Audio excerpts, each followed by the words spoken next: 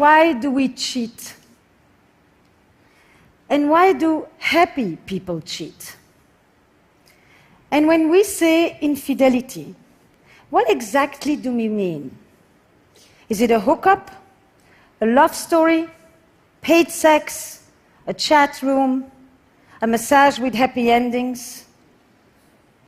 Why do we think that men cheat out of boredom and fear of intimacy, but women cheat out of loneliness and hunger for intimacy? And is an affair always the end of a relationship? For the past 10 years, I have traveled the globe and worked extensively with hundreds of couples who have been shattered by infidelity. There is one simple act of transgression that can rob a couple from their relationship, their happiness, and their very identity, an affair. And yet, this extremely common act is so poorly understood. So this talk is for anyone who has ever loved. Adultery has existed since marriage was invented, and so too the taboo against it. In fact, infidelity has a tenacity that marriage can only envy. So much so that this is the only commandment that is repeated twice in the Bible. Once for doing it, and once just for thinking about it. So how do we reconcile what is universally forbidden, yet universally practiced? Now, throughout history, men practically had a license to cheat with little consequence, and supported by a host of biological and evolutionary theories that justified their need to roam. So the double standard is as old as adultery itself. But who knows what's really going on under the sheets there, right? Because when it comes to sex, the pressure for men is to boast and to exaggerate. But the pressure for women is to hide, minimize, and deny. Which isn't surprising when you consider that there are still 9 countries where women can be killed for straying. Now, monogamy used to be one person for life. Today, monogamy is one person at a time.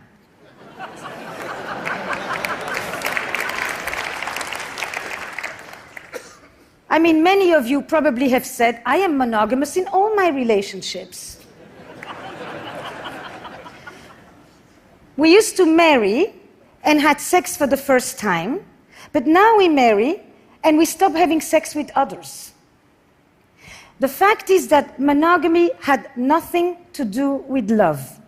Men relied on women's fidelity in order to know whose children these are and who gets the cows when I die. Now, everyone wants to know what percentage of people cheat. I've been asked that question since I arrived at this conference. It applies to you. But the definition of infidelity keeps on expanding.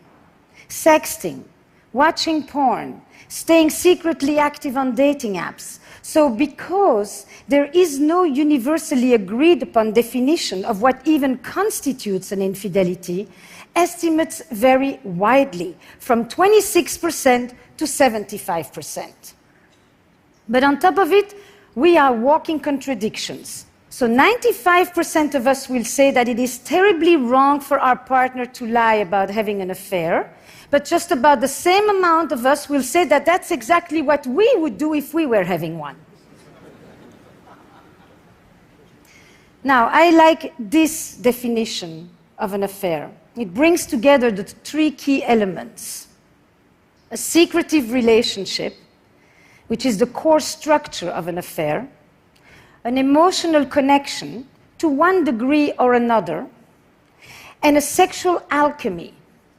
And alchemy is the key word here, because the erotic frisson is such that the kiss that you only imagine giving can be as powerful and as enchanting as hours of actual lovemaking. As Marcel Proust said, it's our imagination that is responsible for love, not the other person.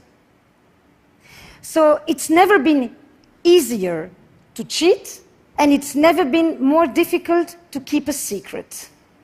And never has infidelity exacted such a psychological toll. When marriage was an economic enterprise, infidelity threatened our economic security. But now that marriage is a romantic arrangement, infidelity threatens our emotional security. Ironically, we used to turn to adultery.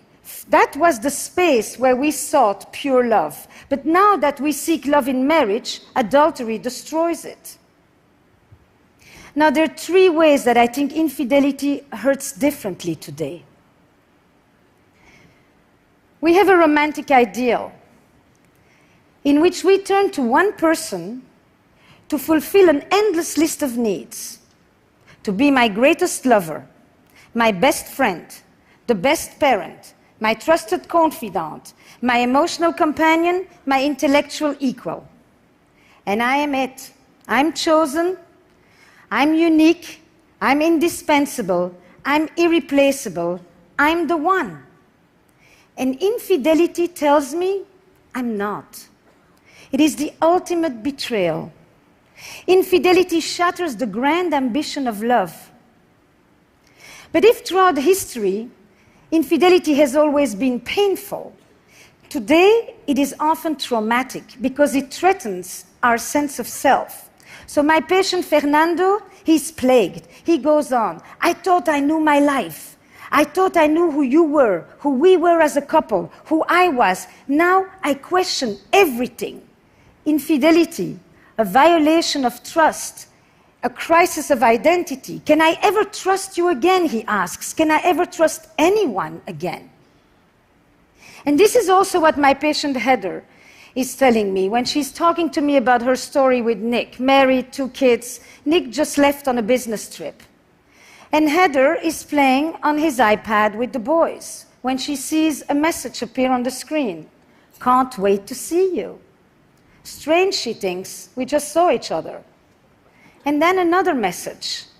Can't wait to hold you in my arms. And Heather realizes these are not for her. She also tells me that her father had affairs, but her mother, she found one little receipt in the pocket and a little bit of lipstick on the collar. Heather, she goes digging, and she finds hundreds of messages and photos exchanged and desires expressed. The vivid details of Nick's 2-year affair unfold in front of her in real time. And it made me think, affairs in the digital age, a death by 1,000 cuts. But then we have another paradox that we're dealing with these days. Because of this romantic ideal, we are relying on our partner's fidelity with a unique fervor. But we also have never been more inclined to stray. And not because we have new desires today, but because we live in an era where we feel that we are entitled to pursue our desires. Because this is the culture where I deserve to be happy. And if we used to divorce because we were unhappy, today we divorce because we could be happier. And if divorce carried all the shame, today choosing to stay when you can leave is the new shame. So Heather, she can't talk to her friends because she's afraid that they will judge her for still loving Nick. And everywhere she turns, she gets the same advice. Leave him. Throw the dog on the curb. And if the situation was reversed, Nick would be in the same situation. Staying is the new shame. So if we can divorce, why do we still have affairs? Now, the typical assumption is that if someone cheats, either there's something wrong in your relationship or wrong with you. But millions of people can't all be pathological. The logic goes like this. If you have everything you need at home, then there is no need to go looking elsewhere. assuming that there is such a thing as a perfect marriage that will inoculate us against wanderlust. But what if passion has a finite shelf life? What if there are things that even a good relationship can never provide? If even happy people cheat, what is it about? The vast majority of people that I actually work with are not at all chronic philanderers. They are often people who are deeply monogamous in their beliefs, and at least for their partner. But they find themselves in a conflict between their values and their behavior. They often are people who have actually been faithful for decades, but one day they cross a line that they never thought they would cross, and at the risk of losing everything. But for a glimmer of what? Affairs are an act of betrayal, and they are also an expression of longing and loss. At the heart of an affair, you will often find a longing and a yearning for an emotional connection, for novelty, for freedom, for autonomy, for sexual intensity, a wish to recapture lost parts of ourselves, or an attempt to bring back vitality in the face of loss and tragedy. Now I'm thinking about another patient of mine, Priya, who is blissfully married, loves her husband, and would never want to hurt the man. But she also tells me that she's always done what was expected of her. Good girl, good wife, good mother, taking care of her immigrant parents. Priya, she fell for the arborist who removed the tree from her yard after Hurricane Sandy. And with his truck and his tattoos, he's quite the opposite of her. But at 47, Priya's affair is about the adolescence that she never had. And her story highlights for me that when we seek the gaze of another, it isn't always our partner that we are turning away from, but the person that we have ourselves become. And it isn't so much that we're looking for another person, as much as we are looking for another self. Now, all over the world, there is one word that people who have affairs always tell me. They feel alive. And they often will tell me stories of recent losses, of a parent who died, and a friend that went too soon, and bad news at the doctor. Death and mortality often live in the shadow of an affair because they raise these questions. Is this it? Is there more? Am I going on for another 25 years like this? Will I ever feel that thing again? And it has led me to think that perhaps these questions are the ones that propel people to cross the line, and that some affairs are an attempt to beat back deadness and an antidote to death. And contrary to what you may think, affairs are way less about sex and a lot more about desire. Desire for attention, desire to feel special, desire to feel important. And the very structure of an affair, the fact that you can never have your lover, keeps you wanting. That in itself is a desire machine, because the incompleteness, the ambiguity, keeps you wanting that which you can't have. Now, some of you probably think that affairs don't happen in open relationships, but they do. First of all, the conversation about monogamy is not the same as the conversation about infidelity. But the fact is that it seems that even when we have the freedom to have other sexual partners, we still seem to be lured by the power of the forbidden. That if we do that which we are not supposed to do, then we feel like we're really doing what we want to. And I've also told quite a few of my patients that if they could bring into their relationships 1/10 of the boldness, the imagination, and the verve that they put into their affairs, they probably would never need to see me. So how do we heal from an affair? desire runs deep, betrayal runs deep, but it can be healed. And some affairs are death knells for relationships that were already dying on the vine. But others will jolt us into new possibilities. The fact is, the majority of couples who have experienced affairs stay together. But some of them will merely survive, and others will actually be able to turn a crisis into an opportunity. They'll be able to turn this into a generative experience. And I'm actually thinking even more so for the deceived partner, who will often say, "You think I didn't want more? But I'm not the one who did it." But now that the affair is exposed, they too get to claim more, and they no longer have to uphold the status quo that may not have been working for them that well either.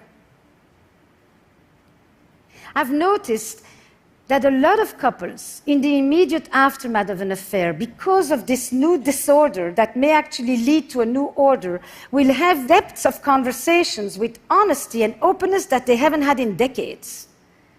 And partners who were sexually indifferent find themselves suddenly so lustfully voracious they don't know where it's coming from. Something about the fear of loss will rekindle desire and make way for an entirely new kind of truth. So, when an affair is exposed, what are some of the specific things that couples can do? We know from trauma that healing begins when the perpetrator acknowledges their wrongdoing. So, for the partner who had the affair, for Nick, one thing is to end the affair, but the other is the essential, important act of expressing guilt and remorse for hurting his wife. But the truth is that I have noticed that quite a lot of people who have affairs may feel terribly guilty for hurting their partner, but they don't feel guilty for the experience of the affair itself. And that distinction is important. And Nick, he needs to hold vigil for the relationship. He needs to become, for a while, the protector of the boundaries. It's his responsibility to bring it up. Because if he thinks about it, he can relieve Heather from the obsession and from having to make sure that the affair isn't forgotten. And that in itself begins to restore trust.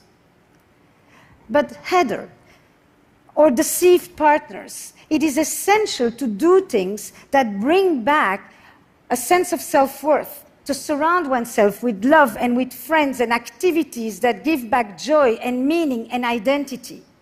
But even more important is to curb the curiosity to mine for the sordid details. Where were you? Where did you do it? How often? Is she better than me in bed? Questions that only inflict more pain and keep you awake at night. And instead, switch to what I call the investigative questions, the ones that mine the meaning and the motives. What did this affair mean for you? What were you able to express or experience there that you could no longer do with me?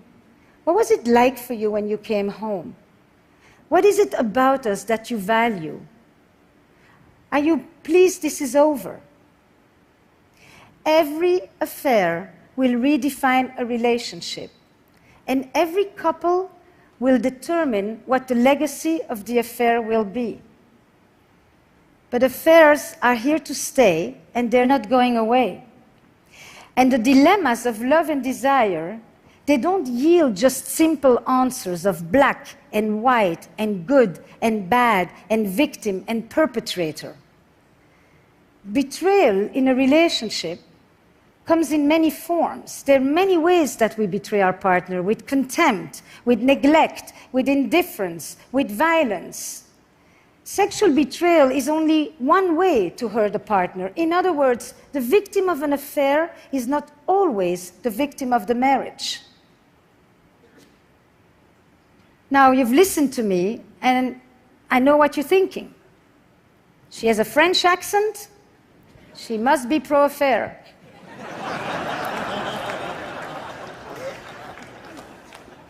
So you're wrong. I am not French.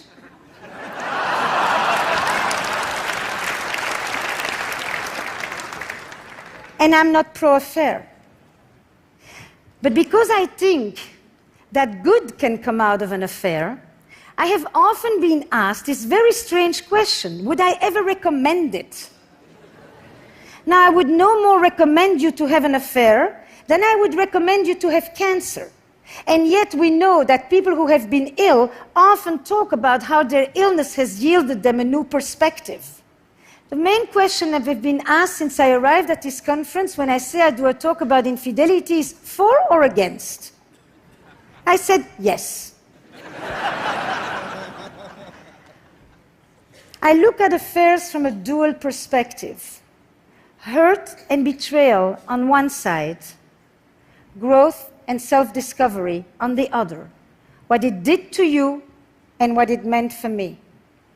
And so when a couple comes to me in the aftermath of an affair that has been revealed, I will often tell them this: today in the West, most of us are going to have 2 or 3 relationships or marriages.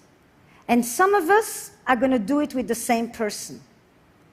Your first marriage is over. Would you like to create a second one together? Thank you.